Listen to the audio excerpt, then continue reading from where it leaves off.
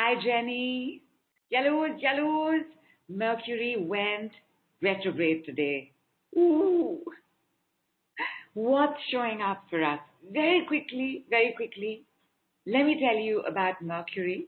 We spoke about this the last time he went retrograde 3 months back because Mercury goes retrograde every 3.5 months. So 3 to 4 times in the year he goes retrograde. He's the one planet who goes retrograde the most. Probably because he's small, he's tiny, and he's very quick. Kulpreet says, now amazing. Hi Radhavi, hi Karen, hi Vinita, hi Christine, hi Heidi, hi Karen. And Karen says, great. And Heidi is excited about moving to Florida. How amazing. When are you leaving, Heidi?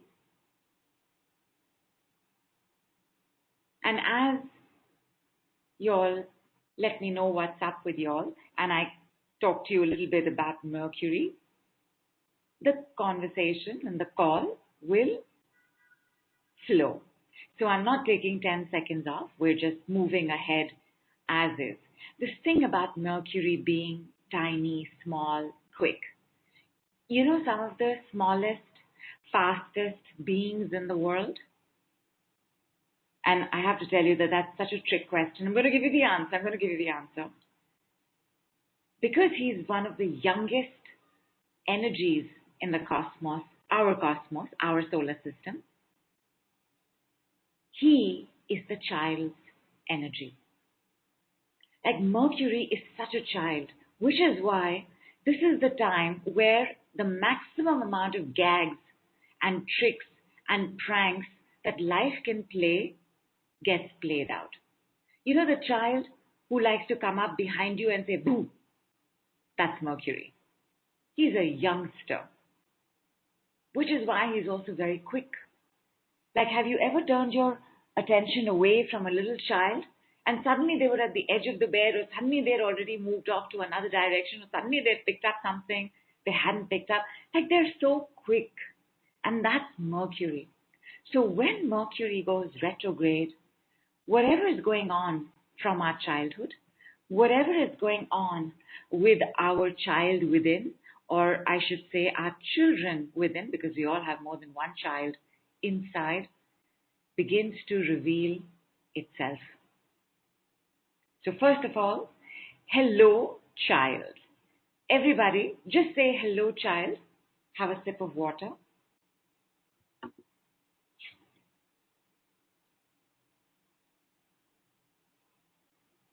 Rita asks, has it started?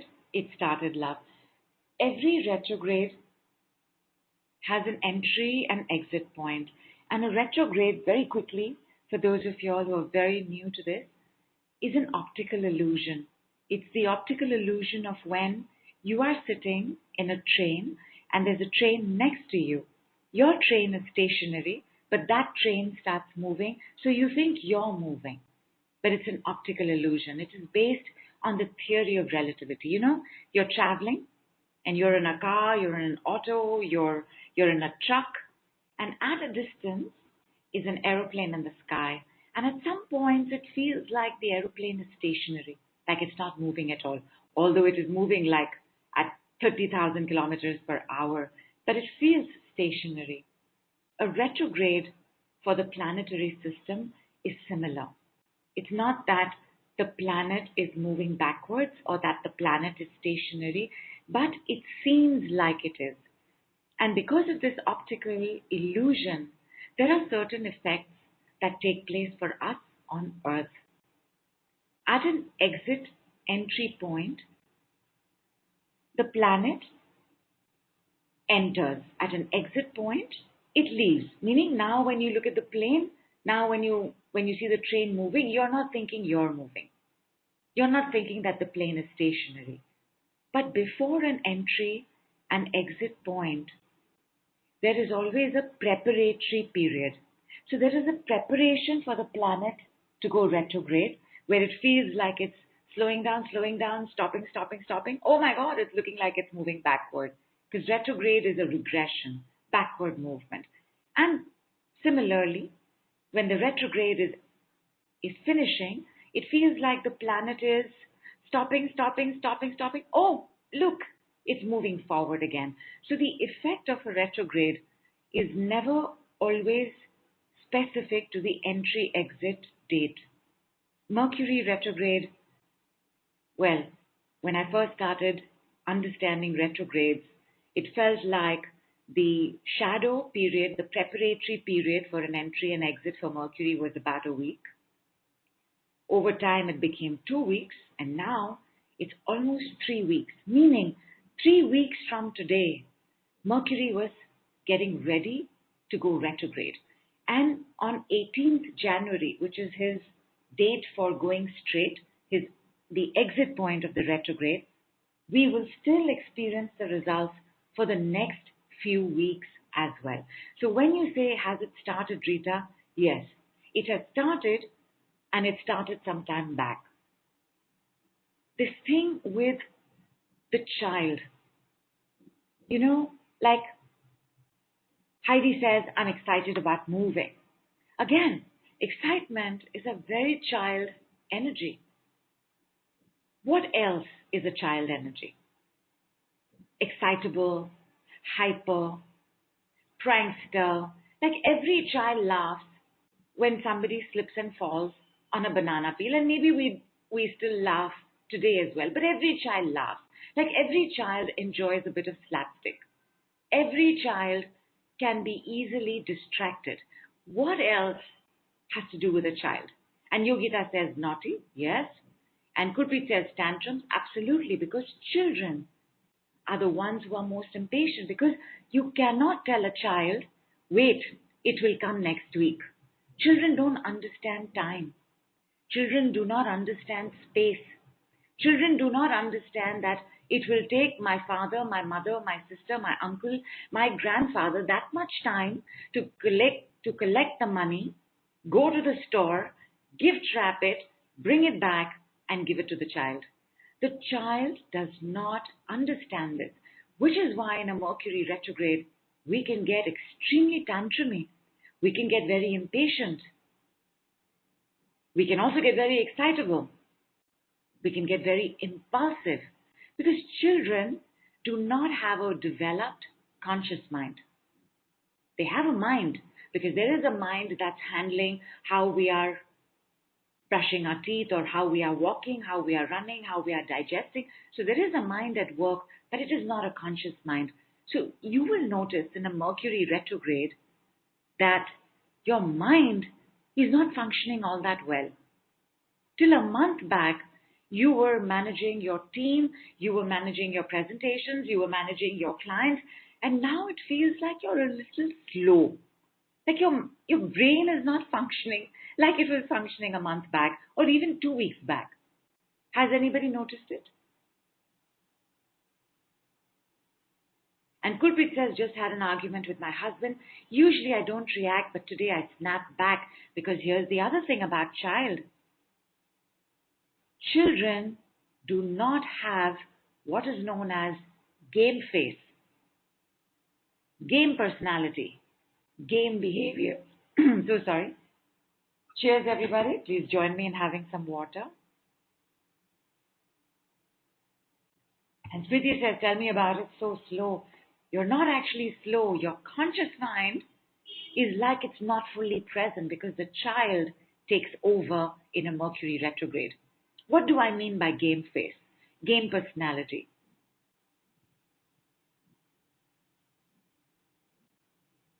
Game face. So Kulpreet says team spirit. Karen says kind of slow, as in Maria also says so slow. Kulpreet says letting go. Game face is when, somebody is annoying you, irritating you, but for the sake of peace, for the sake of harmony, for the sake of appearances, for the sake of image, for the sake of social convention, you pretend like everything's okay. In a Mercury retrograde, you cannot pretend. Not that you can pretend in other retrogrades, like Neptune retrograde is another one that has to do with truth.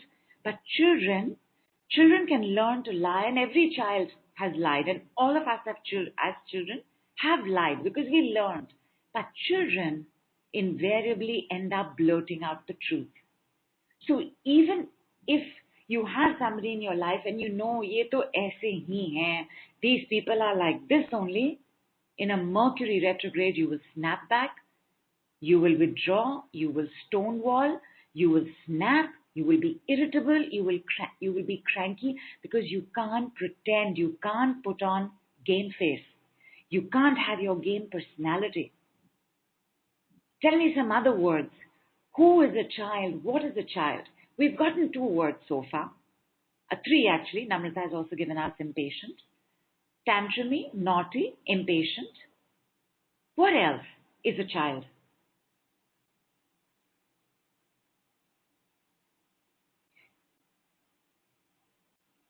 And somebody who says, good morning, beautiful me. Thank you so much for that. What is your name, my love? Says, no, they don't. What you see is what you get from kids. What children think you can tell. Absolutely.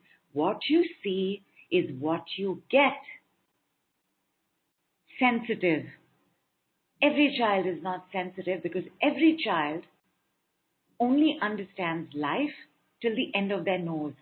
So they may not understand that today Papa is feeling a little tired, that today Mama is stressed, that today the cook has not come, therefore it is not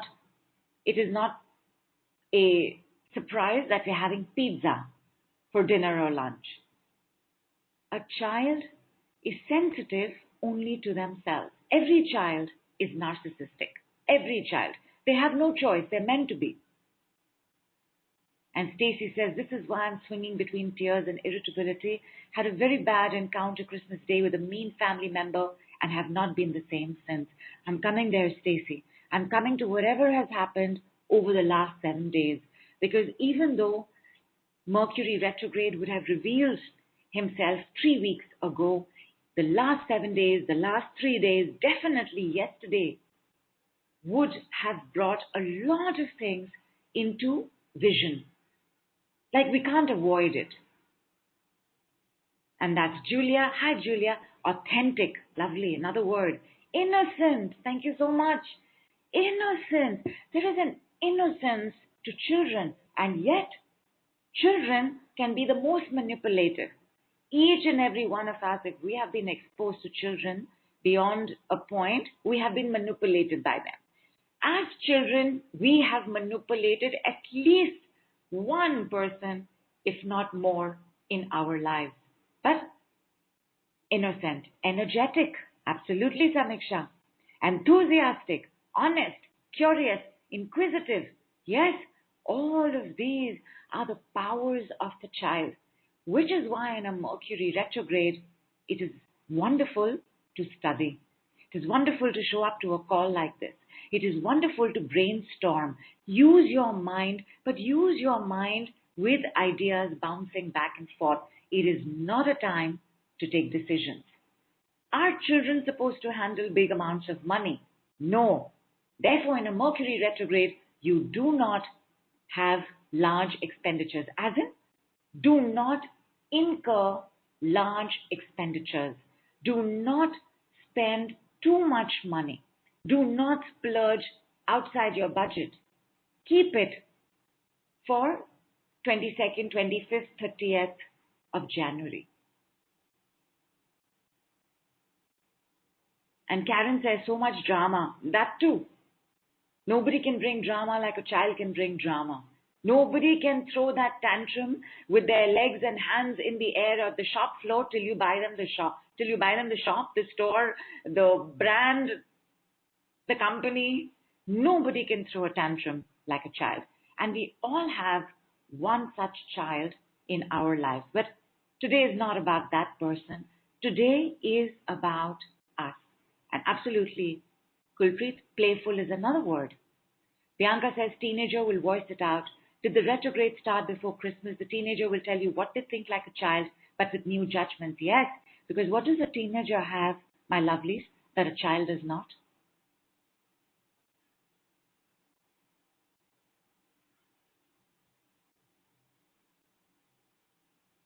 Sense of judgment, reasoning. What do you need for reasoning? You need a conscious mind. The human brain takes anywhere from 5 to 7 years for the conscious mind to develop. Once the conscious mind is developed, for it to understand reasoning takes another 4 or 5 years, meaning by the time we're hitting our teens, our sense of reasoning, our ability to put two and two together, our ability to call out hypocrisy, our ability to say, you know what, I'm not going to get love in this family. Our ability to look out, our ability to think for ourselves happens. But this is not true for a child. And that is why you can't fully think for yourself right now. You were thinking fine all this time. We're all adults. We were thinking fine. We were basing decisions, solutions on that thinking. But in a Mercury retrograde, you have to hold back on your decisions. Any decision made in a Mercury retrograde will be impulsive. I don't like this person. I'm never going to speak to them again. Oh my God, this person is such candy. This person is such a lollipop. I am going to jump into bed with them. There is an impulsiveness to a child because the child is 100% emotion driven. You've got to feel with your heart, but you also got to think with your head. And in Mercury retrograde, head is not functioning properly. So at this time, you never want to enter a relationship. You never want to also entertain too many thoughts of cheating on your existing relationship, because this is the time where affairs will look very enticing. This is the time where your ex will remember you, or you will remember your ex, and you will think, you know what, it wasn't so bad. I'm just going to ask them how they are. I'm being a good person. I'm just going to ask them how they are, or I'm just going to be honest and I'm going to let them know how much I miss them. No, this is trouble. Like Stacy says, I was debating whether to drive to the main family member's house and I have it out with her. Now I know better. Absolutely. All kinds of ideas. This is the time where we will think about robbing a bank. All kinds of thoughts come to our mind. This is where we think, you know what, I don't know what I'm going to do for money. I don't have a place to stay. I haven't figured out my resource and support system. I'm just going to take my suitcase and walk out of this marriage. This is the time impulses run very high because the control system of the conscious mind is not fully in place. What is going on with your child?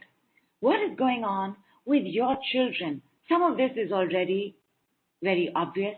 Like Kulpreet said, right? She snapped. Somebody else said fighting, blaming, arguing. But I want to give you one more way to know exactly what is happening with the child in you, inside you, within you. What is it from your childhood that is going to call for attention in this Mercury retrograde? And the answer to that lies in the answer to this question. What is the opposite of forgiveness for you? And on our group yesterday, I asked this question. It was also sent, I think, in the email. Did I send it on the email? So we had some answers that showed up. I'm asking again, what is the opposite of forgiveness for you? And Jasmine says, it's forget for me. Like forgiveness means forgetting, okay?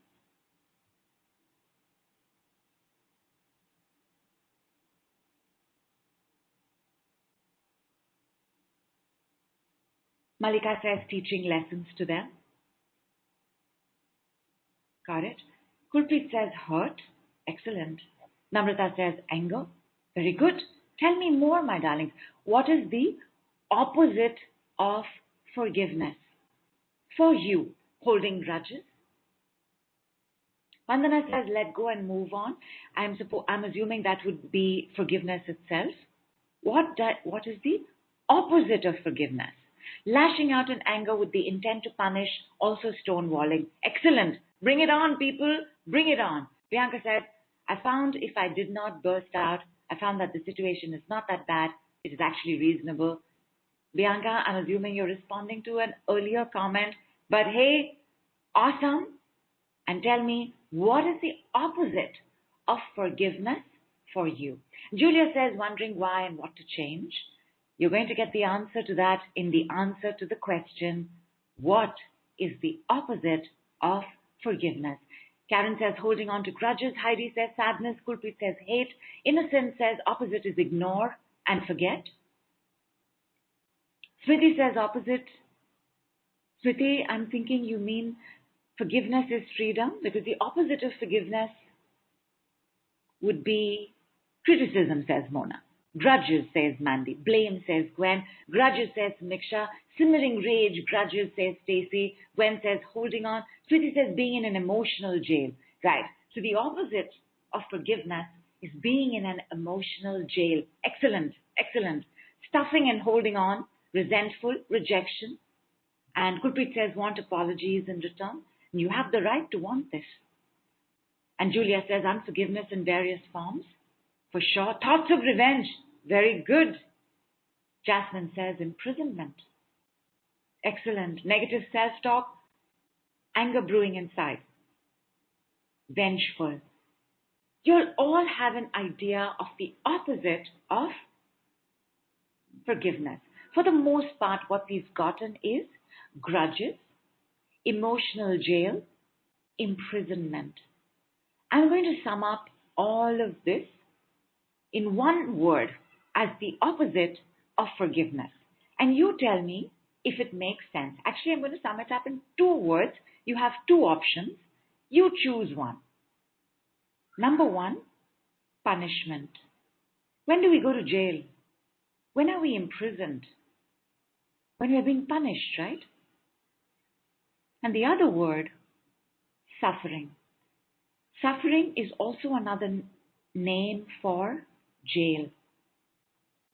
Every word you have brought up, every description you have had for the opposite of forgiveness, this is the story of your childhood. Now, it doesn't mean I had only this story in my childhood, but in this Mercury retrograde, this is the story you got to sort out. This is the story that will keep coming back to you. Like somebody said, stonewalling. Either you are going to be stonewalling or you're going to feel stonewalled. And look at the word stonewalled. Isn't that another word for prison? Like Simran says, endless suffering. Shruti says suffering. Kulpreet says frustration. Sun says vengeful. Samiksha says suffering. So we have chosen the word suffering. And Julia says punishment is another word for punishment, as the feeling story lives in the mind and brings angst. Yes, punishment and suffering, imprisonment, jail. You are jailed. And therefore there is one more word. But the word that I'm about to use next is an older word. It's an adult word. A child does not know this word. So for some of us, we may not immediately resonate with this word, and some of us will. And that word is judgments. Who goes to jail? How do you go to jail? You go to jail after a judge pronounces a judgment. Guilty. Bang. Off to the cellar with you. When do you go to jail? You go to jail when a jury pronounces judgment. Your Honor, we have found this person innocent, guilty, not guilty. They don't say innocent. They say not guilty. Every word that is coming up to you as the opposite of forgiveness is the part of your childhood that is going to play out this Mercury retrograde, that is going to ask to be sorted in this Mercury retrograde. Take a look at the words you have used. Scroll back. Take a look at it and tell me, is this not true of your life right now? Has this not been true of your life in the last 3 weeks? Is this not true of your life from your childhood?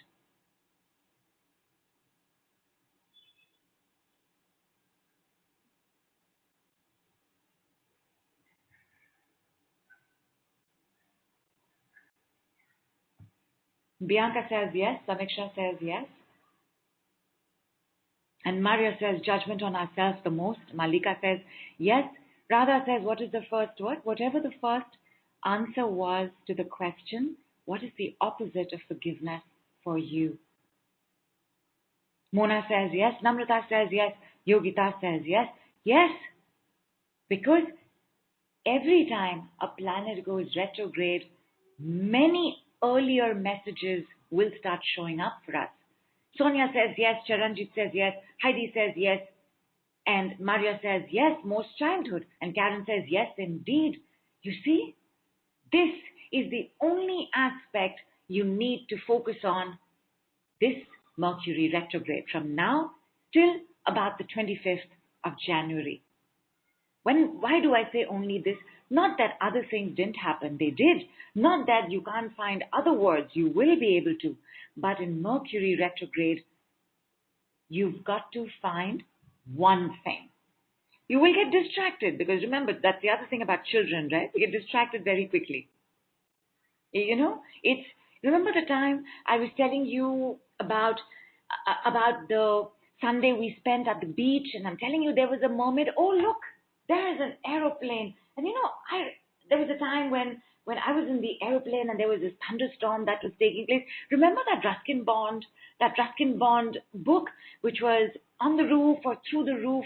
And there's a sentence in that book, you know, and it says, sometimes I like thunderstorms, they express what is in me. I wonder if Ruskin Bond is still alive. But this is Mercury retrograde. So you begin with one thing and you stay with one thing until you automatically move to another thing. The words you have brought up today is the word you want to take care of. And I'm using the umbrella word in the clearing we're about to do. Most of y'all said yes to the word suffering. You got the sense of punishment, but most of y'all said yes to the word suffering. A few of y'all also said yes to the word judgment, that a judgment has been pronounced on you.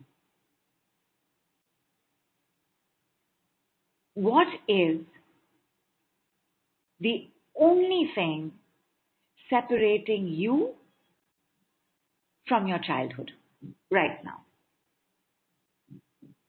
Remember, your child is up and alive and running and kicking. But what is the thing that separates you from that child, from your childhood right now? Age, maturity. Anita says fear. Fear? Is that the opposite of forgiveness, or is that what separates you from the child? Because children are fearless. Children will put their hands in the mouth of a tiger. Children will reach out for a burning flame. Bianca says self-reflection. Jasmine says sense of judgment, ability to understand and respond. Excellent, which is the definition of adulthood. It is the definition of adult. Therefore, the one thing that separates you from that child, who's very much alive right now, from that childhood, which is very much in existence right now, is this part of you that is adult. By the way, I'm going to digress for 30 seconds because I want to tell you this, and I want you all to ponder on this, because for sure we will meet for some more Mercury retrograde support calls in January as well.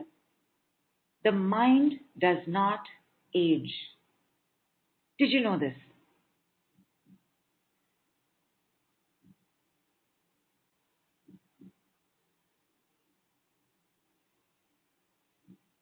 The brain does. Therefore, for your mind, the easiest thing in the world is to be child. Because when we were children, our senses were also sharper. Right? In our 50s, 60s, 70s, 80s, 90s, 100s, our senses aren't so sharp. They aren't as sharp as when we were children. So the sharper the senses, the sharper the memory formation. So as we grow older and other things happen, it is the childhood memory which retains its sharpness, because as it is, the mind doesn't age. The mind never grows old. Maria says fear to be childish and doomed. Innocence says the mind develops and evolves. It evolves. It upgrades. But it never grows old. It's beautiful because a mind is a function of consciousness. And the way consciousness works, because consciousness is not bound. It's not bound by age. It's not bound by time. It is not bound by memory. It is not bound. It is free. And therefore it is ageless, it is timeless, it is spaceless. When you close, sorry, not when you close, although you'll get the point of why I said when you close. When somebody calls you and they are 3,000 miles away, my child is in another country right now. But when he calls me, I feel like he's right here. I feel like he's right next to me. That we're chatting. We've got all of these plans for New Year. Not me. He's got all of these plans for New Year. And in my head, I'm thinking, awesome, this is amazing. And I feel like he's right next door. I feel like he's right next to me. Because your mind tells you he's right next door. Because your sense is your hearing, which is right next door. So the way that the mind works is a little different from how you may have thought the mind works. As an adult, our mind not just has everything that we know, but also everything we are about to know, everything that we are going to know. Like as an adult, you will understand that you don't know what you don't know. A child will stare at you if you tell a child something like, you don't know what you don't know. Because you don't know what you don't know. But as an adult, you get it. As a child, you don't. So to that adult self, I want to say two things. I want to remind you of two things. What does every child want?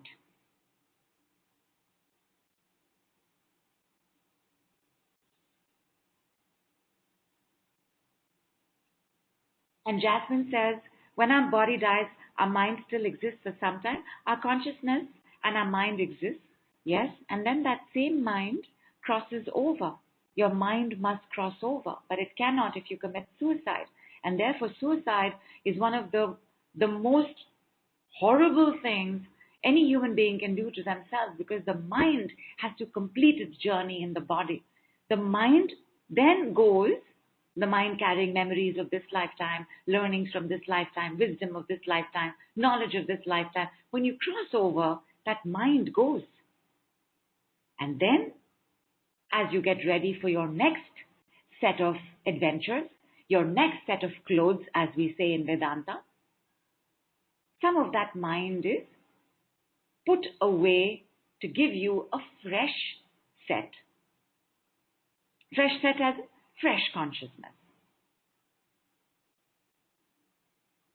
To be loved and pampered, love, safety, security, acceptance, unconditional love and acceptance, love and attention, love and recognition, total security, pampered, acknowledgement, attention, love and acceptance, love, attention, joy, blessings, to be loved and pampered. Absolutely.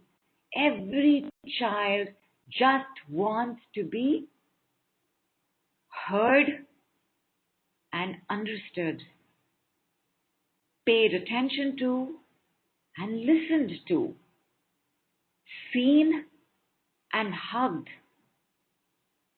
heard and received. Every child wants this. The opposite of forgiveness, whatever that answer was for you, and now other words might start showing up. The opposite of forgiveness is the punishing suffering of how this did not take place. So the words that you have used to describe the opposite of forgiveness, these are the words that we want to listen to. We want to hear the story of this word, whatever those words were: stonewalling, anger, vengeance, criticism, grudges. Was your birth grudged? Was it held against you that you were born either by a parent or a sibling, or an aunt or a grandparent? That word carries the story that needs to be loved and pampered and accepted. How are we going to do this? Two ways. Number one, on our last call, I spoke to you about the decree of I embrace my. I embrace my is all of this. It's love, it's acceptance, it's hugging, it's seeing, it's acknowledging, it's pampering, it's warm, it's comforting, it's reassuring, it's everything. I embrace my. So let me go back to a word that was used as the opposite of forgiveness. And the first word I see is the word hate. And then there's sadness, and then there's holding on to grudges. I embrace my hated child. I embrace my hate. I embrace my hateful childhood. I embrace my hatred. I embrace my hated child. I embrace my hateful child. I embrace my hating childhood. I embrace my childhood hating. Whatever that word was, use childhood, take a minute off and say it. The child must hear you. I embrace my. Like for Elizabeth, the opposite of forgiveness is punishment. I embrace my punished child. I embrace my punishing childhood.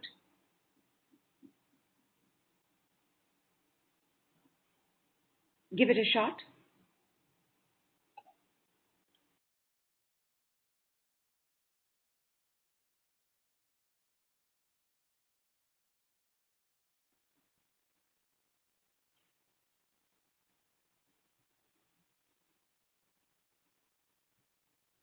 And Jenny says, made me cry. Please cry, my girl. You know, children feel everything. And children absorb everything. It need not even be hatred of you. It could just be that the family didn't know how to feed an extra mouth.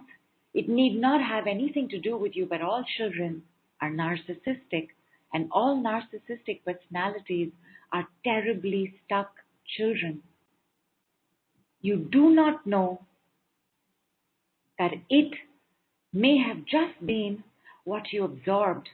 Every child makes it about themselves. If something terrible happened when you were young, you will say it's my fault.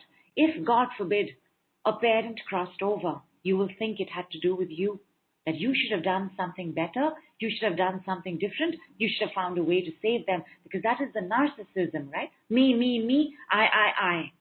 It's my fault. It's all my fault is one of the most narcissistic statements you can ever make. It is not all your fault. It cannot be all your fault.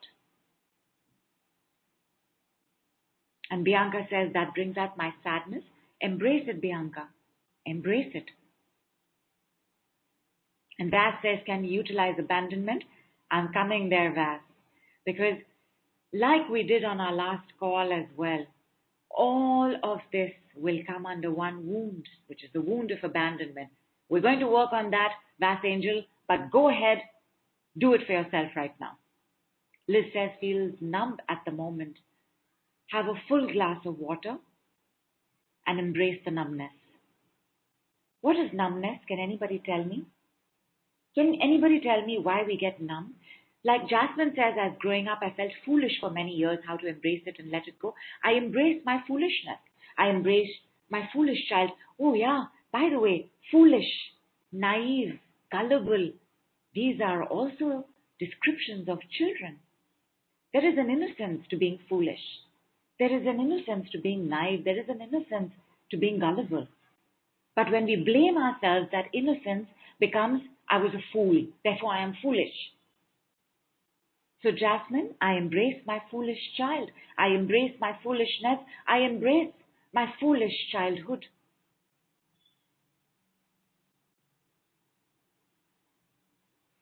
Lena says, I was never forgiven as a child. I had to wait and wait to be forgiven for whatever I had done and said that was considered disrespectful. And Lena, I'm very glad you brought that up because that is part. We have three parts to our call. There's Mercury retrograde, there's the self-forgiveness, and there is the freedom. And this bit had to wait to be forgiven. I'm going to come to that. I'm going to come to the wound of abandonment as well. And Charanjit says, what to say if you have punished your child? Even then, Charanjit, just say, I embrace my punished child, because your child is you. If you punished your child as a parent, I promise you, it's because you have been punished as a child. Every child is a parrot. Every child mimics, imitates, carries, copies, repeats, recreates, stores, all learnings. The way you tie your shoelace is the way you would have tied your shoelace your whole life, because you would have learnt it one way. No parent sat down and said, here, there are 3 ways to tie your shoelaces. Children are the fastest learners. I embrace my ignored child. Wonderful. I embrace my ignored childhood. I embrace lack and abandonment. When my father left, I embrace my abandoned child. I embrace my abandoned childhood. Bianca says, I did not understand my mother's sadness, bipolar. I get now my feeling of not really good enough. And was it really yours? Or was it hers? But embrace it anyway. Because if it was in your family, you have it too. If you have it, it is coming from your family. Embrace it all. I embrace my abandoned childhood. I embrace my misunderstood and abandoned childhood. And Bianca says it was hers, but some of it will be yours in you right now, because as a child, you would have made it your own. Embrace it. You will set her free. And Gabrielle says numbness is stuck, fearful and traumatic energy. It is also a protection mechanism. Very good. Numbness is extreme anxiety. When you feel something for a long time and you do not know how to hold it, hug it, love it, express it, acknowledge it, let it go, release it, change it, heal it, it starts numbing out. And anxiety numbs out the most. Even anger numbs out. But anger, when it numbs out, it starts becoming hatred. It starts becoming sour acidity. It starts becoming vengeance. It starts becoming bitterness, resentment. Anxiety causes the maximum numbness. Julia says, I embrace sexual assault by a relative. Okay, Julia, so we're going to say that a little differently. You're going to say, I embrace my sexually assaulted child. I embrace, because you're not embracing the behavior of someone else. You're not. You are embracing what you have gone through. We do not wish to embrace these behaviors of someone else. We want to embrace what we went through. I embrace my sexually violated child. I embrace my violated childhood. I embrace my sexual trauma. I embrace my sexually traumatized child. I embrace my shamed, ashamed, shameful child and childhood. Because there's always deep shame in any kind of sexual trauma.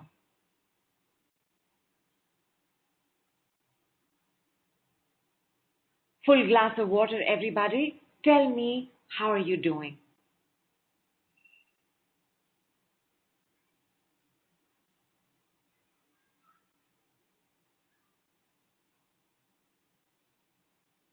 Anita says, I embraced my mom not having time for me. My parents had 5 kids in 6 years and I was the oldest, so I had to grow up fast. So Anita, we will not embrace the mother's behavior. We don't want to embrace that behavior. We want to embrace the result of that behavior. So you will say, I embrace my lost childhood. Because if you had to grow up fast, you didn't have a childhood. I embrace my lost child. Do you often feel lost in your life, Anita?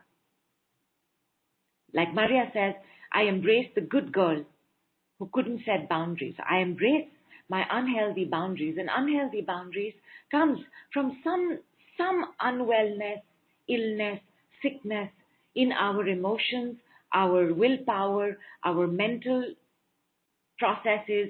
So go ahead and say, I embrace my unhealthy self. I embrace my unhealthy child. I embrace my unhealthy childhood, because we also learn unhealthy boundaries. Unhealthy boundaries come when we have been violated. Whether we were violated because a parent couldn't stop themselves from rifling through our clothes, couldn't stop themselves from interfering in our playtime with children our age, couldn't stop shouting in front of us, because shouting is one of the biggest violations a child goes through. Because shouting pierces through the skin, through the auric field of protection, through organ protection, and goes right into our hearts. Unhealthy boundaries come from unfulfilled expectations and constant violations as a child. And those violations may be sexual or not sexual. Julia says, I embrace the not having enough child. So I embrace my poverty-stricken child. How often do you feel poor, Julia? I embrace my famished child. I embrace my starving child. I embrace my poor child. And Lena says, mad burping. Jenny says, crying so much, reacting to every sentence. Superb, Jenny, superb. Please cry, my darling. Please cry. We're all here. We all see that child. That child has the right to be overwhelmed and sad and sorrowful. I embrace my unhealthy childhood. I embrace my unheard and misunderstood childhood. I embrace my burdened child with responsibility. So just say, I embrace my overburdened child. I embrace my over-responsible child. The over-responsible child is the adult who thinks they have to do everything for everybody. That if you don't step in, somebody is going to fall down the cliff and die. That if you don't step in, somebody stepping out for a car drive is going to have an accident. The overburdened, over-responsible child is also one of the most controlling adults. Savior disorders come from here. Bianca says, I embrace my imperfect child. Beautiful. I embrace my flawed child. I embrace my hyper child.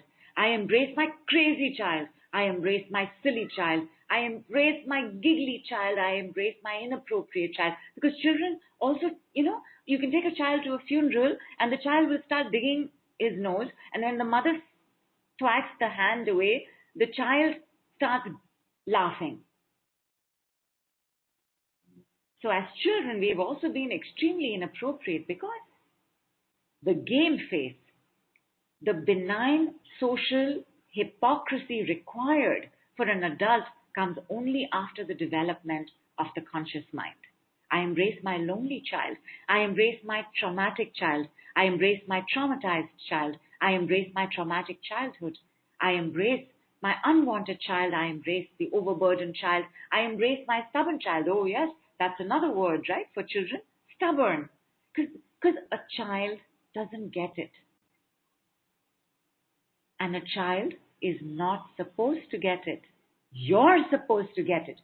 Our parents were supposed to get it. Our grandparents were supposed to get it. People in authority around that child were supposed to get it. The villagers in the village of the child were supposed to get it. The child is not supposed to get it. The child doesn't have the developed mind to get it. Some of us still don't get it. All of us have one family member who just doesn't get it because they're stuck. They're stuck in that child.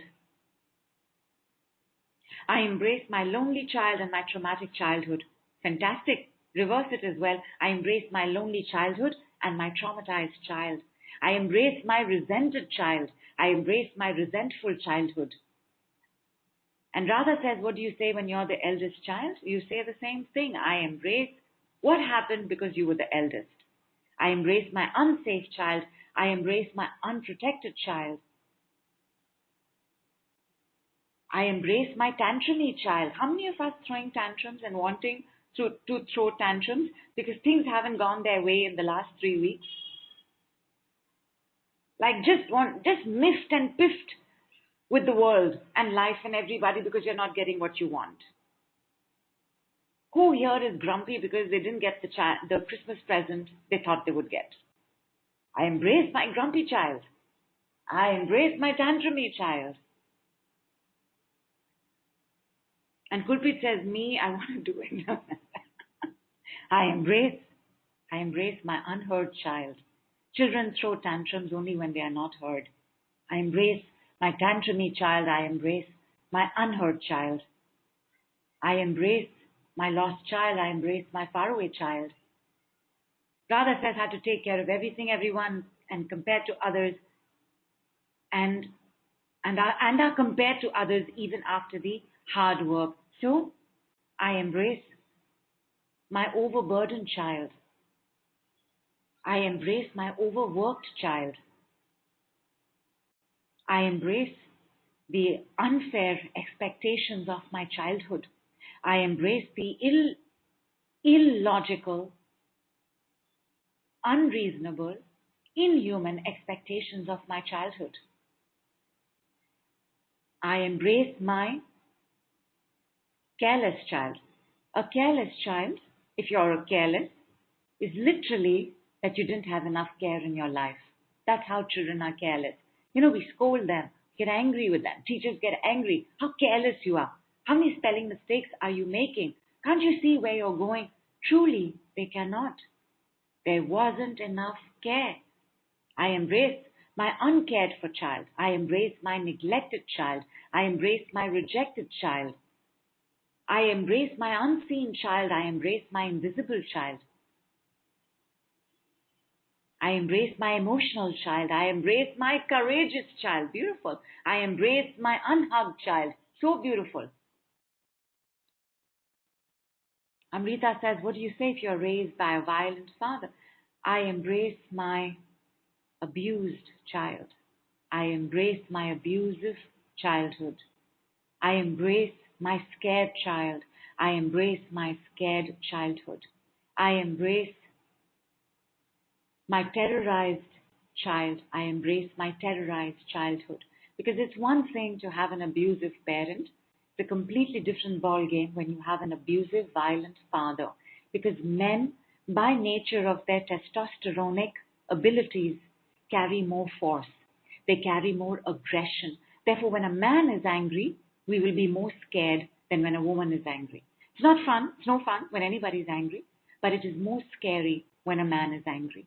And therefore, for a lot of us, as children, as women, and even as small boys, we will do whatever we can so that men don't get angry. Bianca says, I embrace my dyslexic child. I embrace my ADHD child. I embrace my bipolar child. I embrace the child I am. I embrace the children I have been. I embrace all my children. I embrace my childhood. I embrace my stuttering child. Stuttering children invariably develop things around their throat. They get phlegmatic.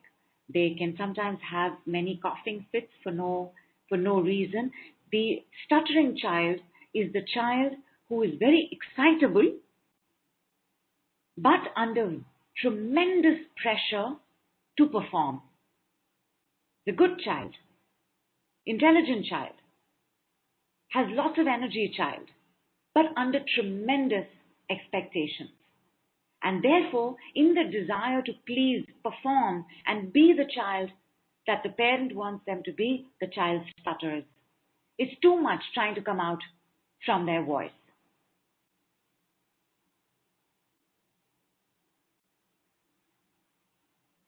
The child you are, the childhood you've had, will be the adult you become and the adulthood you have. But God is great, life is amazing. You come to healing and things start shifting, they start changing, they start feeling a little easier, they start feeling a little better. And yet, some programs just keep coming back. They just don't seem to be leaving at all. The same situation just seems to be showing up again and again and again. And over here, when you have a chronic project is not just a project you've been dealing with for a long time, but a project that seems to get worse, a project that just seems to keep coming back very, very rapidly. Any chronic project has to do with an unexpressed child. You have not seen or heard this particular child. Something in this child needs to be acknowledged. And for that, we're going to do this other body of work that we did on quite some calls back. And this is where you take your name and you say something. So, Liz, I see you. Liz, I see your childhood. Liz, I get you. You're going to take your own name. The one word we all respond to the most. There's love, there's goodness, there's positivity, there's beauty, there's wow, you're looking amazing today. We all respond to that, but the word that we respond to the most in our lives is our name. You will take your name, like Kulpreet. We'll say, Kulpreet, I see you. I hear you. I embrace you. I see you. I hear you. I embrace you. You're going to take your name and say it, because your name is the sum total of all the children you have been. Your name is what you have carried from you as a child into your teenage years, adolescent years, young adult years, older adult years. You're going to take your name and say, I see you, I hear you, I embrace you. Tell me, how does that make you feel?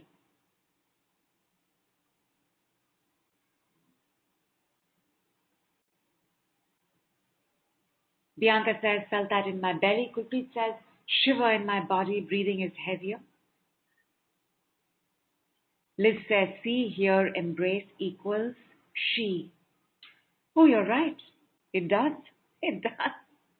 We have an acronym for she. It is see, hear, and embrace. Very nice, Liz. Samiksha says, in my childhood, I had a different name. Shall I use that? Please, yes. And then you'll also use your other name. Did you change your name when you were older or because you got married? You will then do it with that name, but first, the name of your childhood. And your name. So not your pet name, your name. Julia says, that makes me feel great, like crying. I see you. And Pat says, feel forgiving. We're getting there, Pat. We're getting to forgiveness. Superb, superb that you can feel it already. And Karen says, light and happy. Anita says, makes me feel joyous. Why does it make you feel joyous? Because this is the only thing a child wants. The child wants to be seen, the child wants to be heard, and the child wants to be hugged. Not all the time. The child is also the first who's going to say, can't you see I'm playing, Mama, I'm playing. Or Papa, I'm playing. Makes me feel loved and understood. Is there a bigger, brighter, more freer feeling than loved and understood? Vibrations in the heart area, says Priya. Amrita says, can I add I value you too? Definitely. And don't say too, because the sentence must end on you. Beautiful, Amrita. Everybody, let us add this as well. So if we are saying this, let us say for Samiksha. Samiksha will say, Samiksha, I see you, I hear you, I embrace you, I value you. And Vas says, just a little blank, but feel coolness around my feet and yours. And Stacy's at peace. And Liz says, using my adult name makes me feel emotional, more so than the child name. Absolutely fine. I see you, I hear you, I recognize you, I value you. Embrace, embrace, embrace by the third decree, my darlings. Embrace quickly, embrace earlier, and then add all of these other. I recognize you. I see you. The way to speak to the child is name, end the sentence with you, or start with you. Like Maria. So Maria will say, Maria, you are okay now. Maria, you are safe now. Amrita will say, Amrita, you are safe now. So like Dipali, yes, absolutely Dipali. Dipali, I hear you, I see you, I love you, I embrace you. You notice I didn't use the word love anywhere. I see you, I hear you, I embrace you. Because even if you never tell a child you love them, but you do these three, the child will feel loved.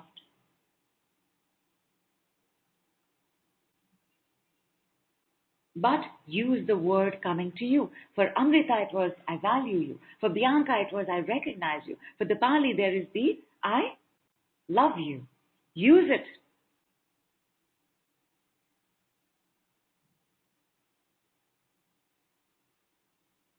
Every time you do this, your connection with yourself is deepening. Because what is the fragmentation in our bodies? What is the sense of brokenness we feel? What is the I'm not good enough that we feel? There's a separation from this child. From this child who has been saying various things that we have not been able to hear because other things took place.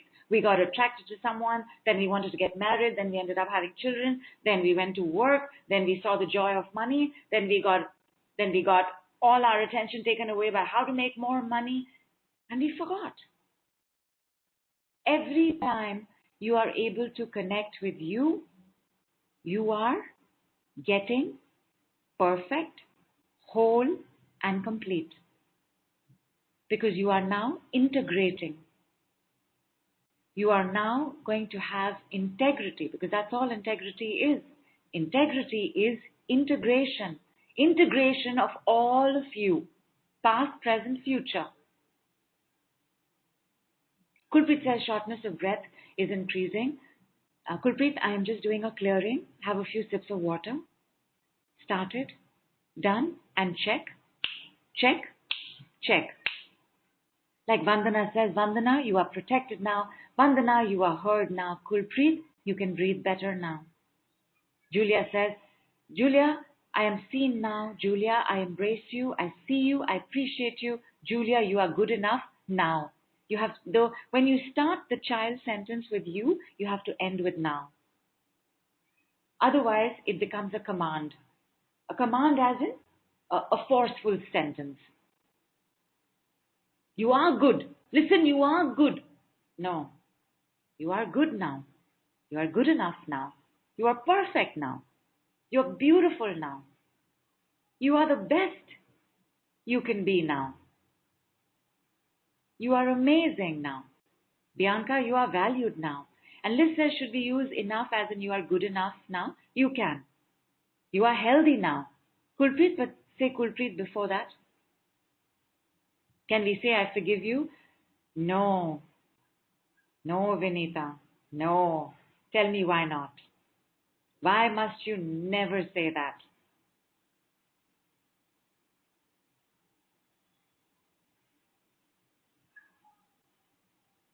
And Leena says the burping is insane. Fantastic. Dipali, you are perfect now.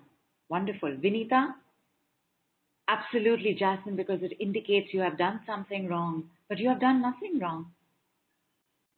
Nothing wrong. You may have been wronged and you may have wronged others, and I'm going to come to that. But you have done nothing wrong. You are not wrong. There is no child needs to be forgiven anything. A child only needs to be understood. Is that the same for the narcissistic personality disorder? To a large extent. You don't ever blame a child. And Charanjit says, I can speak now. Is that? Yes. So you would say, Charanjit, you can speak now. Vinita says, because we are perfect. Because we are acceptable. And with this integrity and connection building in the body, now I want you to take a look at what and where we need to learn to say sorry. What are the first few things our parents teach us as a child? Say sorry. Say thank you. Say sorry. This is not right. Say sorry. You got something from this lady. Say thank you. It's one of the first things we learn, apart from names or mama, papa, body parts, child's name. But sorry and thank you. In our lives, and Amrita says, how do we get rid of it? And Amrita says, what to do if you're suddenly narcissistic? Suddenly narcissistic. We are all narcissistic. We all have moments of narcissism. We all have times when we would rather it be about us. We have game face when we see somebody else doing well. It takes a lot of training to rejoice in somebody else's success. We have a lot of game face when we see somebody have the body, boyfriend, house, career, money, bank balance that we would like. So we are all narcissistic at some point. Jealousy is a narcissistic emotion, and we're all narcissistic at some point. So the times you get suddenly narcissistic, and kudos to your awareness, Amrita, you will just say, I embrace my narcissism. I embrace my narcissistic moments. I embrace my narcissistic child. But you will have them. We will all have that. All of us have moments when we do the I, me, has to be me. We see somebody else getting a lot of attention and suddenly we want to jump in and get a piece of the pie. We see somebody getting a lot of gifts. We want to jump in and say, me. We are all going to have moments of narcissism. It's absolutely fine. It's only if the narcissistic behavior persists, then we need some professional help. If you're dealing with somebody who's narcissistic, and all abusive, violent, tyrannical adults come from a form of narcissism, then again, you will need professional help. Kulpreet, you are grounded now. Very nice. How are you doing, Kulpreet? Samiksha says, my throat feeling opening up like I can truly speak. Excellent. How is this happening? And Samiksha, was your voice taken away from you when you were a child? Were you not allowed to speak? Kulpreet says, feeling very emotional and sad suddenly. You can leave now. Absolutely fine, my love. Feel emotional completely, because this is not you, the adult, who joined the call. This is the child in the adult who's part of the call. And Liz says, not really narcissistic, just temporarily jealous or envious, which is a very human thing. We'll all have these moments. As long as you don't die in that moment, as long as you don't start planning your future in that jealousy and envy that I'm going to find a way to take from this person. I'm going to find a way to show that I'm better than this person. I'm going to find a way to be competitive with this person. I'm going to find a way to make sure this person doesn't have this anymore. As long as there are no decisions being taken around jealousy, envy, please be jealous in peace. Embrace it. Be envious in peace. Embrace it. And since we're talking about jealousy and envy, I want to quickly tell you, you know what jealousy is? Do you know what jealousy is, my darlings? Tell me what jealousy is.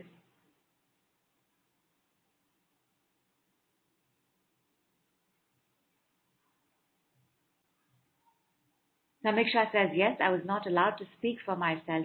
You see how much is completely healing right now. You're changing, you're transforming. You're going to have a different life because you are changing a restrictive childhood program. What is jealousy?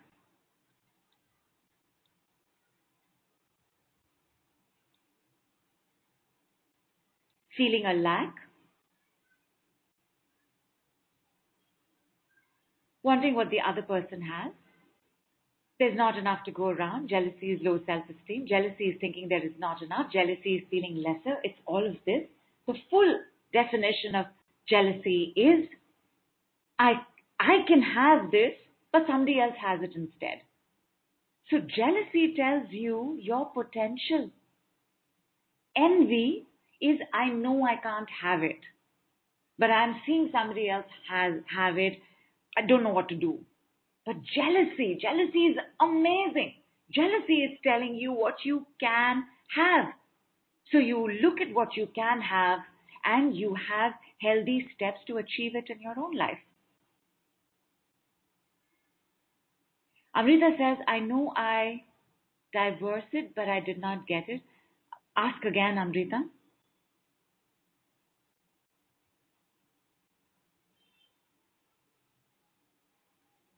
Namrata says, inability to do, have what you like, but do not have. And then when you see somebody else do it or have it, then you're jealous.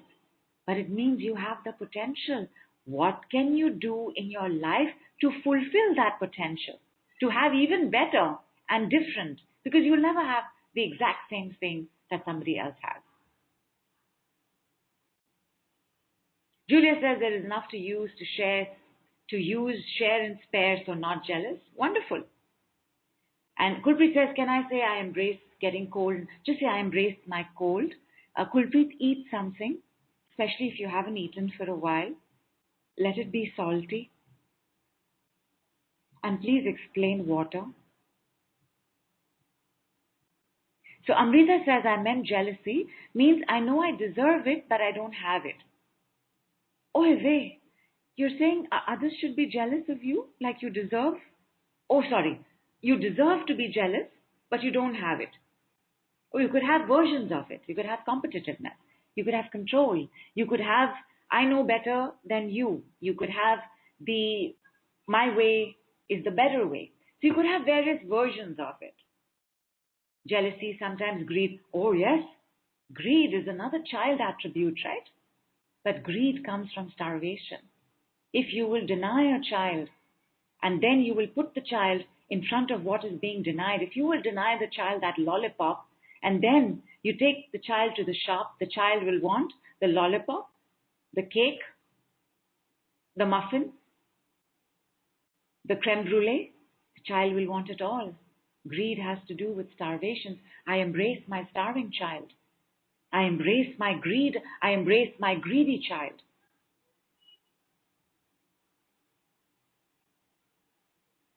And Julia says people seem to be jealous of me, and some say so. I guess it's because I usually see the good in others. Possible. But if you spend time around jealous people, some of it will become your 40 grams. I embrace my jealous child. I embrace my jealous childhood. There is either we have had a sibling who's been jealous of us, or we've had a parent who's been jealous of us. Mothers get into competition with daughters very quickly. Fathers get into competition with sons very quickly. Some amount of jealousy we all deal with. It's absolutely fine. I embrace my envious child. I embrace my overwhelmed child.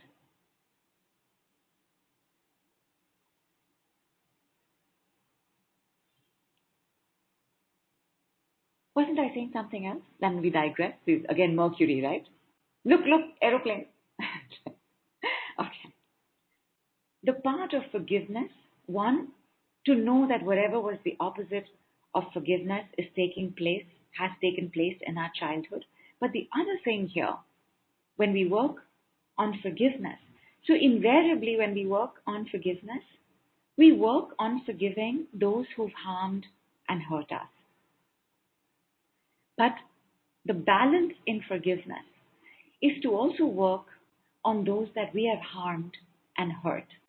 One of the other questions I asked in the group, and I think this I definitely sent out in the email, is what needs to happen before forgiveness? And there were some wonderful answers. Self-love, self-acceptance. Some wonderful answers came before we can feel forgiven, because today's call is specifically for self-forgiveness. And there are three things required to take place before forgiveness can take place. What do you think these are? See, right now, all the work we've done is a warm-up to self-forgiveness. A child does not need to be forgiven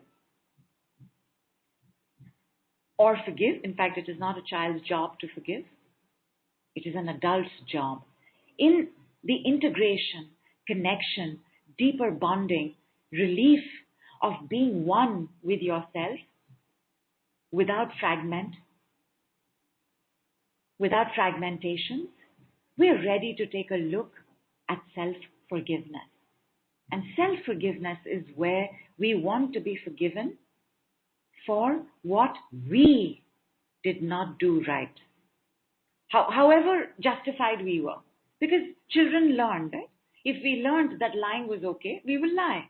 If we learned that shouting is okay and it's the way to make relationships work because our fathers shouted, our mothers shouted, nobody got divorced, therefore this is the way that all relationships will work, then we will shout in relationships. Whatever the justifications, all of us have hurt, harmed, damaged, or wounded another person. What do we need to have in place before forgiveness can happen? And Maria says learning to love ourselves, be whole, and you've also seen how easy that is to do with the decrees and the insights that happen in decree work, Maria. What else? Gurpreet says let go. Let go of what? Realization, acknowledgement. Namrata, acknowledgement of what? Of hurt, anger, good. What else? Number one is acknowledgement. There are 3 steps before forgiveness will be complete. Number one is acknowledgement. But acknowledgement of what? Now, when you say hurt and anger, this is when somebody else has hurt and harmed you. But we're not looking at that in this call. We're looking at where we did this to another. Of the wrongdoing. Yes. The acknowledgement of where I got it wrong. Out of ignorance. Out of damaged, unhealthy, ill programs coming from my family and my lineage. The acknowledgement of the wrongdoing. I acknowledge that my words hurt this person. I acknowledge that this action I took hurt somebody. I acknowledge that I left, I abandoned, I ghosted because, my lovelies, we do to others what has been done to us. And Maria says, see that it was not our fault. Coming to that, Maria. Step number 1, you've got to acknowledge where you were not your best with someone. There is no mother who hasn't lost their head at their child. There is no father who hasn't lost his head at a child.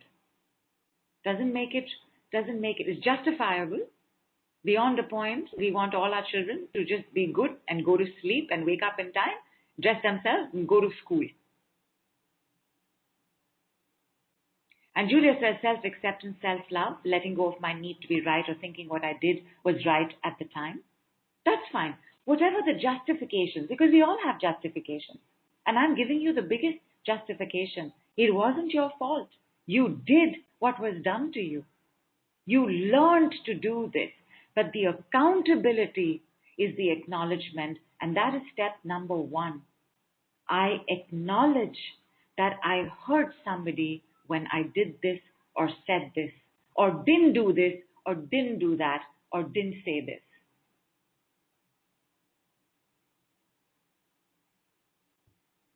Do you know where you hurt and harmed another?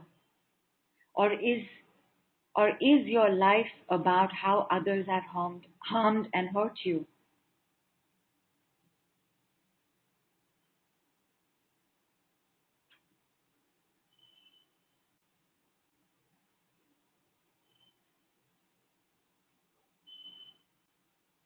You know, like brushing their teeth, tying their shoelaces, waking up in time for school, children take very long to learn the words I am sorry and thank you. No child embraces it. In all of us is a part that does not like to say sorry, that does not like to say thank you. That part of us, which is the extremely young child, very, very young child, also needs to be embraced. Kulpreet says, I remember the times I harmed others. I hurt others. I've used in big, big words. I've used in words like harmed and damaged, broken. Did you ever break somebody with your action, with your words, with your behavior? But I hurt somebody. I have hurt somebody. How do you know you hurt somebody? Can anybody tell me? How do you know you hurt somebody?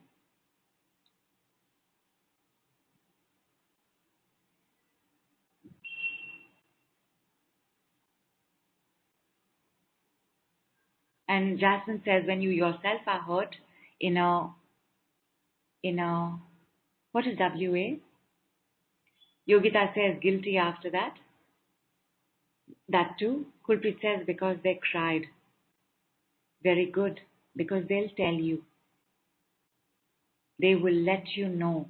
Whether they let you know by fighting with you, whether they let you know by bursting into tears, whether they let you know in their desire to get back with you, whether they let you know in ways that they are tugging at your petticoat tails, they will let you know.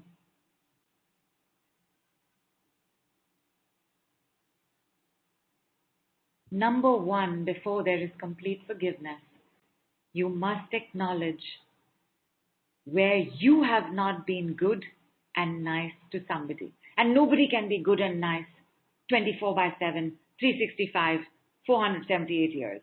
Nobody can do it. And in fact, the number one call we did, and I think they were all in December. I think December 3rd was the first call on spiritual wealth, where we spoke about the goodness of badness and the tyranny of goodness. Even then, like Julia said, right, that I acknowledge that I love the image of the paragon of virtues, which allowed me to make wrong decisions out of fear of not being perfect, and maybe trying to tell others what they should be doing, because we figured out something, we're on the healing journey, we know it'll work better, and their resistance to us, their anger with us, anger also tells you, their hurt with us, their avoidance of us, their ghosting us, all of these are ways in which we are being told that what we've done was not nice for somebody. Because we still have the memory, for sure, Namrata, that too. And Maria says, unfortunately, I know that I have hurt others, my family and children. Nothing unfortunate about it, Maria. We do what has been done to us. You have been very badly hurt. That's all I get out of this sentence you have mentioned. And Maria says, you feel like you've done it wrong, lump in your stomach. Yeah. Anxiety about being held accountable is the lump in the stomach. Guilt is always in the chest. Guilt is the fear of being punished. Anita says, you feel shame. Excellent, you feel shame. Because apart from the fact that every child has struggles to learn to say sorry and thank you, every child knows the bad touch from the good touch. We are all born with an innate sense of conscience. We know that when somebody lied to us, we didn't like it. When somebody stole from us, we didn't like it. It takes a while to know that you also shouldn't do it to another. But we know we don't like it. There is an innate sense of good and bad in everybody. And in a human being, even more so. You cannot have this expectation of a dog, of a lion, of a parrot, of a buffalo. But the human being, which is why we are also number one on the pyramid of life. Because we have this innate sense. When we can use this conscience, not conscious, conscience, when we can use this conscience to acknowledge that I did do things that were not nice for others. I did it for stress. I did it out of stress. I did it to protect myself. I did it because I had no other way of keeping myself safe. I did it because I didn't know any better. Whatever the reason, to acknowledge without blame, without blame, without blame, without blame, to acknowledge that our behaviors have hurt somebody else. Number two, you've got to know that you're worthy of letting this go. Forgiveness is made up of two words, for and giving. To use for and giving together means to give up completely, to let go completely, release completely. What are you forgiving? You are forgiving, letting go, releasing the places where you're holding on to how you have been wronged. Very easy to hold on how we have been wronged. The easiest thing on earth. Somebody did this to us. We will hold on to this for 20,000 lifetimes. No problem there. But this, where we'll also hold on to how we did it wrong.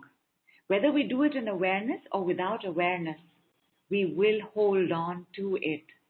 Because dharma, and again, people, spiritual wealth call number one, dharma is always playing out. Dharma is conscience. Dharma is the ability to distinguish right, wrong, to do what is correct, to do what is win-win for all.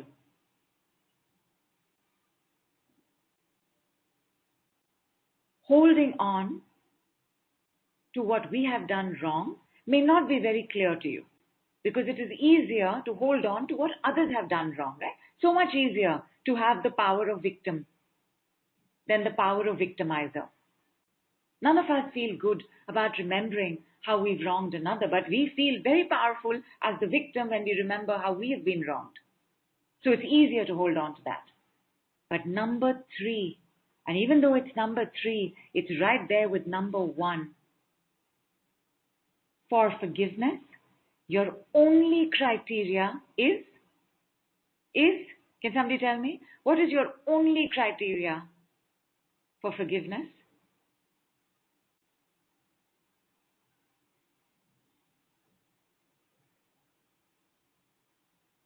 Open heart, says Jasmine. Go ahead. Acknowledgement. Go ahead. Karma realizing. Go ahead. To forgive others too. I'll come to that. Acceptance. Go ahead. Remember I said it's number three, which means I haven't told you what it is. So you have not heard it in the one and two. Willingness, freeing, being authentic, heal ourselves, not create any more programs for ourselves. The number three thing for forgiveness, but it's right up there with number one. In fact, I cannot distinguish a order to the three things that we are talking about right now. But number three, just so that there is a flow in the conversation, is you have to ask for it. There is no forgiveness without the ask for forgiveness. I am sorry. I beg your pardon. I ask for you to have mercy. I ask for your compassion. There is no forgiveness without an ask. Which is why when it comes to others, if they have not asked for your forgiveness, please don't waste your time. It is not your job to forgive them. It is your job to forgive the parts of you that allowed, created, caused, sustained a certain behavior.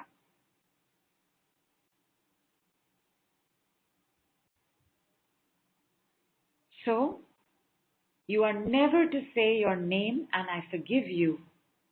But what you are to say is your name and I'm sorry this happened. When you know who you have hurt and harmed, you will take their name. John, I'm sorry that I left without explanation. I really didn't know any better. Please forgive me.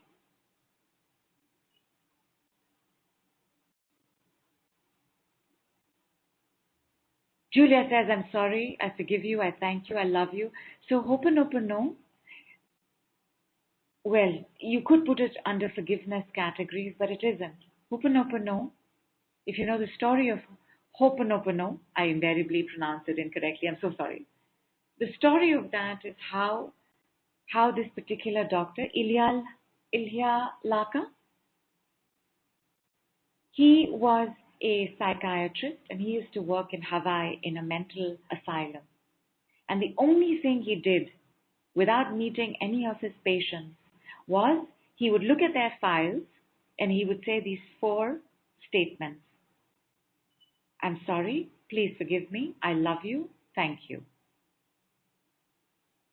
There's also a story of how he would sometimes tap on their names or their files with a rubber end at the end of his pencil, and the pencil is not sharpened. So there's also a story of how he would sometimes do that. In, I think, less than 2 years, the patients started calming down. They started being moved out from the worst ward, the worst, most restrictive ward, and I think a short while after that, that entire wing had to be shut down because there were no more patients left in it. The point of I'm sorry, please forgive me, I love you, thank you, is to recognize the trigger you have when you're looking at the profile of a murderer, of a pedophile, of a rapist, of a killer. When it brings up something in you, you clear that. And in clearing that, you clear them as well. The understanding of Ho'oponopono goes deep into saying that I am connected to everybody and everybody is connected to me. Therefore, if I have a reaction to somebody, then that somebody is part of me. So if I clear that reaction, that person will also change. And more on this in the 5-star relationship call up on YouTube.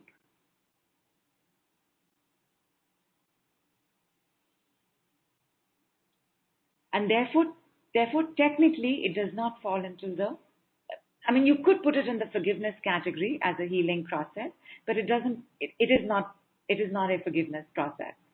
It truly is, it is a prayer of oneness. It heals because it releases judgments.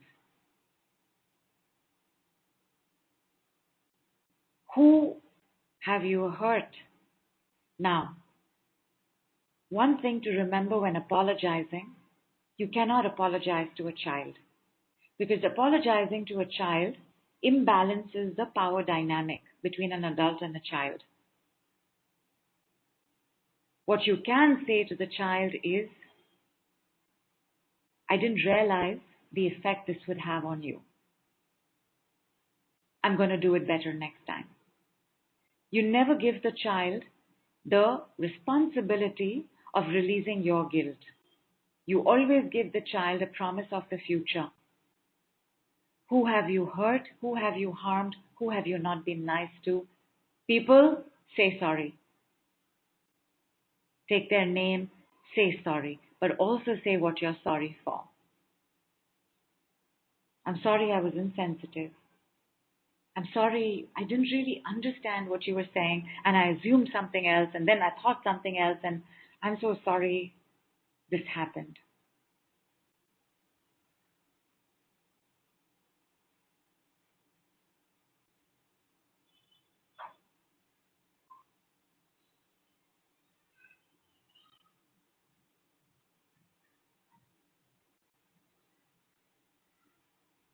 And because you know the power of name, I'm telling you, my lovelies, just taking their name and saying, I'm sorry, will set you free.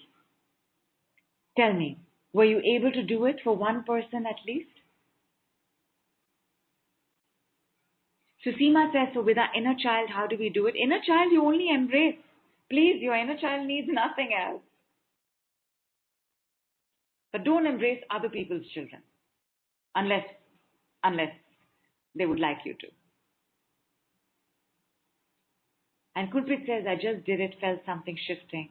Big chunks will shift because you do not know how much dharma you do not know. Dharma always plays out, even for those who don't feel guilty easily. And by the way, most of the world's population does not feel guilty. They do not feel guilt and shame. They have fear, but they do not feel guilt and shame easily. Guilt and shame tell us that something wrong has happened or that we have done something wrong, because guilt is the voice of the conscience. But even if they do not feel guilty easily, dharma will still play out. So even if you don't really feel guilty, but you understood this call, you understood what I'm saying, that you know that you hurt somebody, and you've taken their name and you said sorry, big chunks of energy will start moving because your dharma is now getting cleaner, clearer, and you are aligning with your dharma better. Why is this word dharma so important? So much dharma, karma, goodness or badness, tyranny of goodness, the empathy of narcissism, the narcissism of empathy, all these calls we have done this month, because 2023 will bring a lot of these truths in front of us. And because we now have the tools and we have the understanding and we have the insights, we will navigate 2023 brilliantly. Maria says, feels much lighter in my body after I say forgive me to my children, Hannah and Christopher. But Maria, you're not supposed to. Do not apologize and ask forgiveness from children. You do not upset the power dynamic.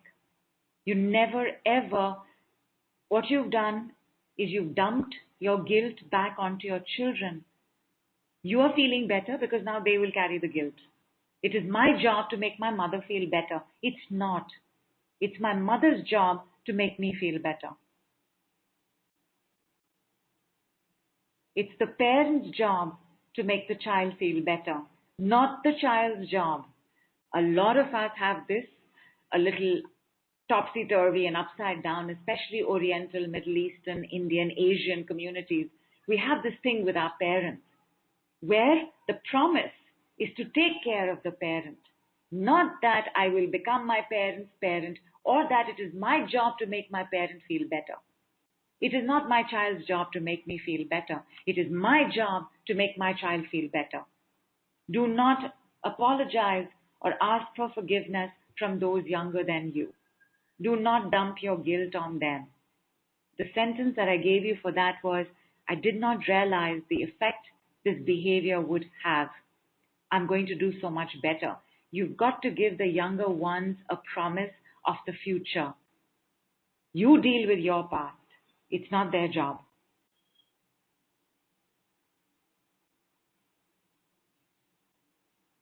Kulprit says, should we do with one person? How many times? Like all healing, forgiveness is also a process. You'll have a sense of relief, let it go. 3 days later, suddenly you'll remember, you'll wake up with some guilt, apologize again. Like going to the gym. You'll go to the gym, you'll achieve this terrific body, then for a while you need not go to the gym, but then the body starts getting a little funny, a little weighty, a little flabby, and you know it's time to go back to the gym. All healing has to be treated like a muscle. Activate it, develop it, maintain it, sustain it. Preeti says, I feel guilty a lot, want to get rid of this feeling, cannot get rid of any feeling, my love. The very desire to get rid of a feeling means it will not go. And Vass Angel says, my dad was not around, mom was unwell with mental health. And just say, I forgive myself for having chosen these parents, because we chose these parents, we chose this life, we chose these lessons, we chose this balance. Namrata says, what is the statement for forgiveness? So I'm sorry I'm asking for the forgiveness. I'm sorry. Please forgive me. I'm sorry. Please have mercy. I'm sorry. I ask for your understanding. I'm sorry. I ask for your pardon. So Anita says to never apologize to any children who are younger than us, even adult children. Okay. Adult children depends. How adult are your adult children? Are they 60 years old? That I am sorry that I didn't know any better. Not I am sorry, please forgive me. It is not your child's job to forgive you. You find ways to be sorry that you behaved a certain way, but not forgiveness. You do not ask your children for forgiveness. It's not their fault. It's not their job to forgive you. Anita says they're in their 30s and have kids of their own. Then just say, I have realized, I have understood a lot in my life, and I can see that there are behaviors I did and exhibited that mustn't have been hard for you. I'm sorry about that. And I'm really proud of how you managed, even though I was so mad. Make it, keep it light. Do not ask for forgiveness, but definitely, please say you are sorry for how it was. Maria says, I said sorry for what I said and done. It wasn't their fault. Don't ask for their forgiveness. And how young are they? Never. So a child, a teenager, a child, young adult cannot say sorry to them. Cannot even say sorry to them. You will say, I realize that I could have done this better. So going forward, I will do this better. Because, there is between child and parent, when there is no real bond, children are stuck with us, we are stuck with children. There need not be love. Children stay because they can't leave. We keep children because we don't know how to give them away. Depending on what is the bonding between parent and child. Is it a trauma bond? Trauma bond is the bond where we just didn't have support, we didn't have the time, we didn't have the bandwidth, we just couldn't love. We just couldn't love and take care of them the way they needed to. Then a trauma bond is set up. Or is there a love bond? In a love bond, you really won't have much to say sorry about. So the trauma bond between a parent and child can get easily megalomaniacal, egotistical power games if you start saying sorry to your child. So don't do that. If they're much older, can say, I realize that my behaviors have caused this. And by the way, depending on what your behavior has done, your child can turn around and say all kinds of things to you. Like, what were you thinking? And didn't you know what I needed? Like, how could you even say that? Like, and then you have to listen. Because that is part of the accountability. In forgiveness, there is always a period of atonement. Atonement is not punishment. Atonement is, I take accountability for what happened and I do what is necessary to make amends. If I have to listen to rubbish from somebody I have given rubbish to, it's only fair. It's part of the atonement. Do I have to be treated like rubbish? No.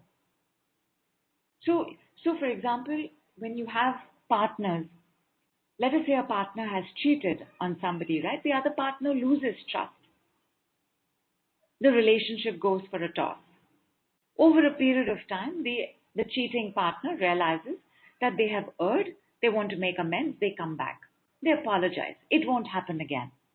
And because we're so happy to have the partner back, we say, okay. But the distrust is still there, right? And when somebody starts apologizing, we can start showing our hurt.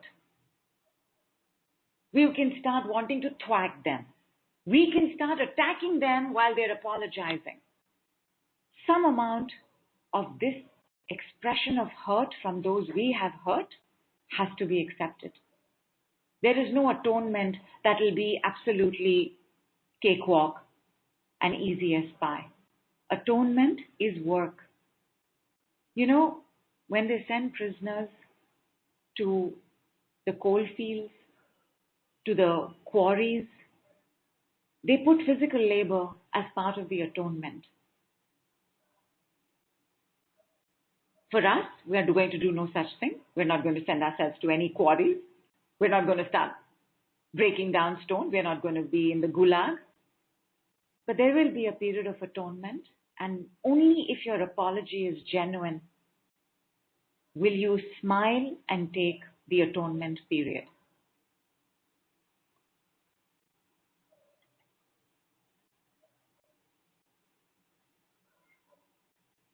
Again, atonement is not you saying, please punish me, I wronged you. Because that's judgment, that's guilt. Yeah. Preeti, you brought up guilty a lot. Let us do a family ancestral connection, one divine energy truth clearing for that. Let's do it for guilt. I share my guilt with my family, my ancestors, my past lives, the world, and all humanity. I release it on behalf of all of us now. I invite the gold, the light, for my family, my ancestors, my past lives, the world, and all humanity now. Receiving, receiving, receiving, receiving, receiving, receiving, receiving, receiving, receiving, receiving, receiving, receiving, receiving, receiving, integrated. Have some water.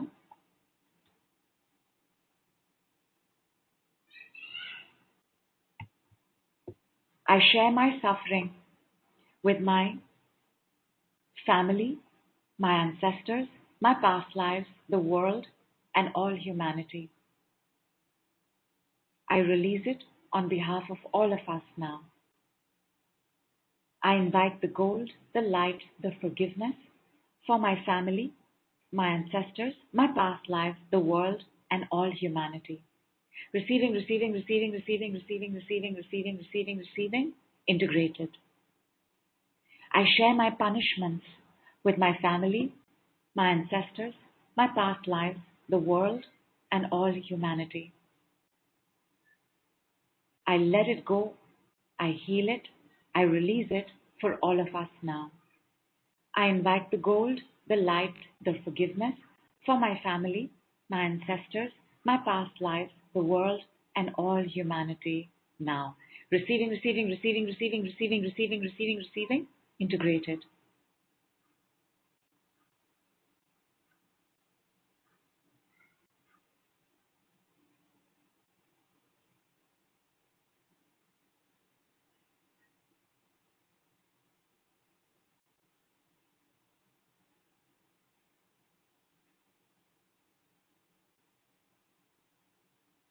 Preeti, how's your sense of guilt? How is everybody doing? How's our sense of prison, imprisoned, punishment, suffering? And while you all let me know, Preeti's asked a question, so should we go and ask for apology literally, or we just repeat it to ourselves? If they are around and you can go up to them, please do. Don't force yourself to. Let the apology be genuine. Till you aren't able to go up to them, if you can go up to them, do it without going up to them. If they have crossed over, you are not in touch with them anymore, you don't know how to go up to them, just take their name and say, explain yourself. Ask for forgiveness. Unless they are younger and are children, in which case just say, I'm sorry, that must have hurt you. Then you acknowledge the damage your behavior has caused in them. And you say, I'm going to do this much better. I'm going to do this so much better. I've learned how to show you more love. I've learned how to show you more acceptance. I've learned how to support you better. Liz says, can we do a round of shame? Let's do a round of shame. As in the clearing for shame. No rounds of shame, please, everybody. I share my shame with my parents, my family, my ancestors, my past lives, the world, and all of humanity. I let it go, change it, transform it, heal it on behalf of all of us now. I invite the gold, I invite the light, the acceptance, the forgiveness for my parents, my family, my ancestors, my past lives, the world, and all of humanity. Receiving, receiving, receiving, receiving, receiving, receiving, receiving, receiving, receiving, integrated.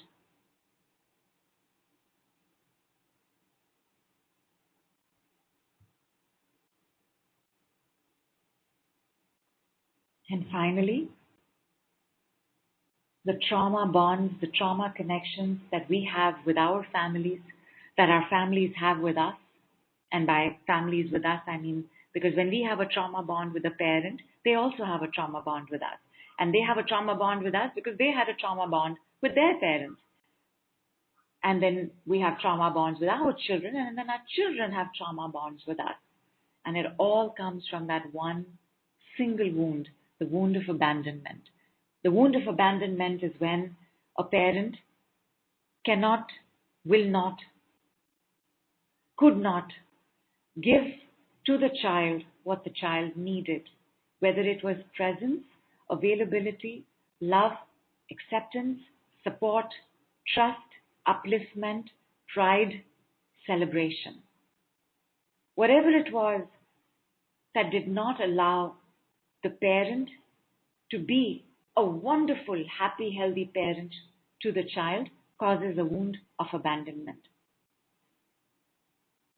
Beginning the clearing for that, I share my wounds of abandonment with my parents, my family, my ancestors, my past lives, the world, and all of humanity. On behalf of all of us, I heal this, let it go, transform it, change it now. I invite the gold, the light, the love, the acceptance, the forgiveness for my parents, my family, my ancestors, my past lives, the world, and all of humanity now. Receiving, receiving, receiving, receiving, receiving, receiving, receiving, receiving, receiving, integrated.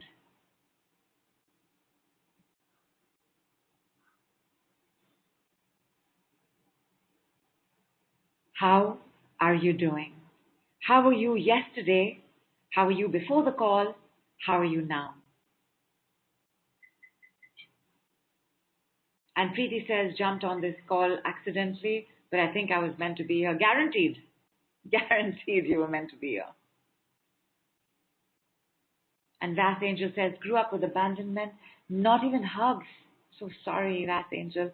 Big hug, big hug, big hug, big hug, big hug, big hug, big hug, big hug, big hug, big hug, big hug, big hug, big hug, big hug, group hug, big hug, big group hug, big group hug, hugs, hugs, hugs, hugs, hugs. And Vas Angel, you will say, Vas Angel, I hug you.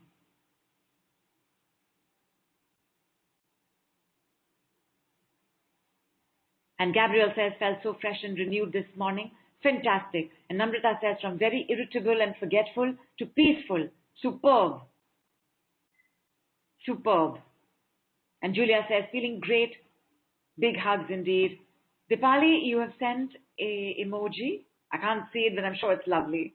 Samiksha says, before call I was anxious, now light and refreshed as sunlight. Oh, how beautiful. Light and refreshed as sunlight. We're definitely going to be using this somewhere. Samiksha, with credit to you, we will use light and refreshed as sunlight. Pat says, feeling light and sense of relief. Neetu says, I have abandoned parents, as in you have abandoned parents, like parents who abandoned you, or you have abandoned parents, like you've left them behind. And is there guilt?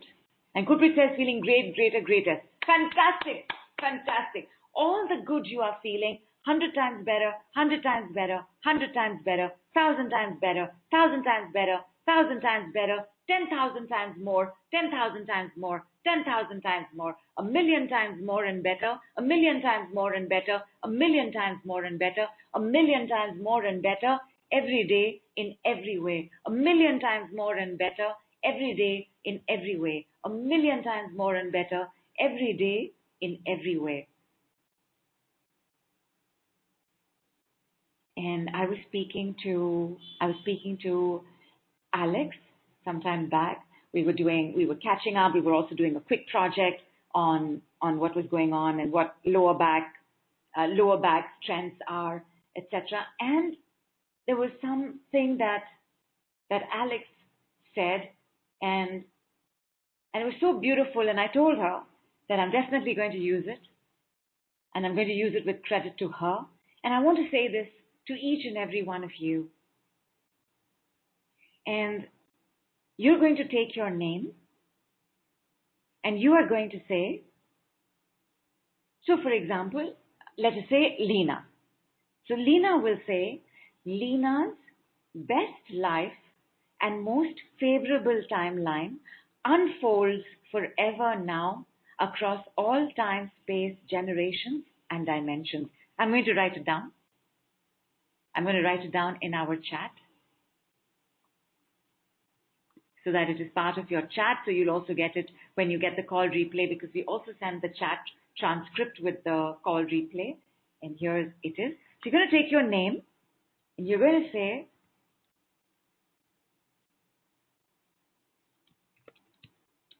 one moment, I'm just going to write it down.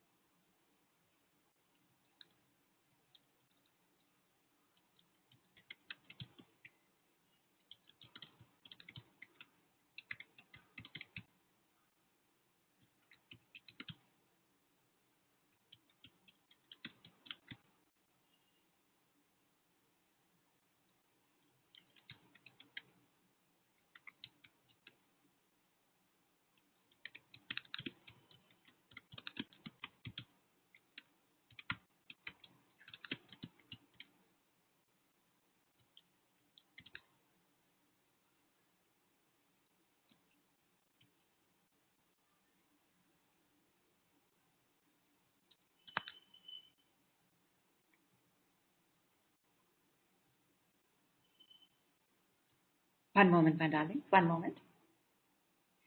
Your best life and most favorable timeline unfolds forever now across all time, space, generations, and dimensions. All right. And there you go. And I just thought that was so beautiful. You know, what a lovely wish for all of us. But the way that we're going to close this call is by the word, is with the decree of thank you. So normally in Mercury retrograde, we have a few decrees, including Mercury retrograde. You can leave now. What if this Mercury retrograde is as easy as cakewalk? But the energy of this Mercury retrograde, because look at what it brought us today. Look at how much we received because of Mercury. So the decree, the single best decree for this particular period is thank you, Mercury retrograde. And Mercury's number is 5. So in your replay email, you will also get the poster that says, thank you, Mercury retrograde, say it 5 times. Anytime you remember, oh my God, this is happening because it's Mercury retrograde, just say thank you, Mercury retrograde. Like the thing with the boo, you know, that Mercury does, come up behind you, give you a scare, can give you a health scare, can give you a financial scare, can give you a relationship scare, can give you a spiritual scare, like there is no God, I don't know why I'm doing this, nobody cares about me, nobody loves me, oh my God, what am I going to do about the money? Like, for example, we had one situation where cops landed up at this person's doorstep. Like they just landed up with a made-up case. But can you imagine how terrifying it is to just have cops at your doorstep? But it's the same thing, right? To give a scare. And because this person knows about Mercury retrograde, you know, she started like, what the heck is this? What is Mercury thinking? What? I was like, just say thank you. Just say thank you 5 times. We'll deal with everything else because it's a situation right now, right? It's a crisis. There are cops, and the situation got sorted in the next 6 minutes. Thank you, Mercury retrograde. Thank you, Mercury retrograde. Thank you, Mercury retrograde. Thank you, Mercury retrograde. Thank you, Mercury retrograde. In the same case, it turned out that some old company that the person was working in, there was something happened over there, and they had gone to court and they had sorted these, but because he had quit, his name got missed. And therefore, he had to go to court one more time. So he went to court. Then there were no judges. It was delay after delay after delay, but she remembered what I had said, that just say thank you. She said thank you. Within 10 minutes, a judge showed up. The case got settled. And she sent me a text saying, it is done. It is done. So thank you, Mercury retrograde. And thank you, everybody. I love it when we can get together and do this. And right now, tentatively, because, Mercury retrograde, the timeline might go a little up and down. Tentatively, our next call is on 5th of January, because I'm giving everybody a lot of time to have a great weekend, a great party, get hungover, recover from the hangover, and get back for our next Mercury support call. We also have all kinds of work coming up in January. I'm going to tell you more about that on the 5th, tentatively the 5th, but I'm so looking forward to seeing everybody again. I've loved our time together. I love seeing each of you. I love seeing each of your children. Big, big love, big, big hugs. Drink lots of water. Say thank you, Mercury retrograde. And whenever possible, be nice to your mother. See you, my darlings. Namaste from India.